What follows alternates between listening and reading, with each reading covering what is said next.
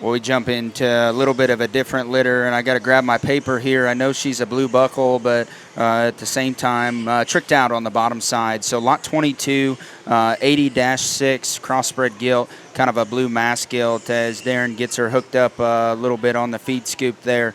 I think one that is definitely comfortable, and that's the biggest thing, I guess, that I'm so impressed with here at Triple L is their feet and legs are just so in check, and I know from that regard, Darren breeds them that way, and Laura does. I think they're kind of build fanatics from that regard. You might have some outside the box pieces, but I think this one, comes with some interesting pieces for sure from the side, and has still got a stout feature to go with it. I'll let you talk about her, Brant. So she's a mate to that black boar we had just a little bit ago that didn't want to really cooperate great, but had big legs and just a really green build. And a lot of the indicators on this gilt are the same thing.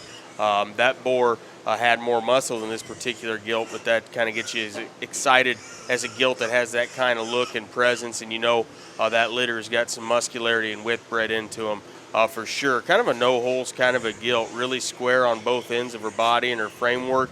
Not the most massive up high, and I wouldn't say she's an EST gilt anywhere. I'd just call her safe and really good everywhere. What do you think, Bryce?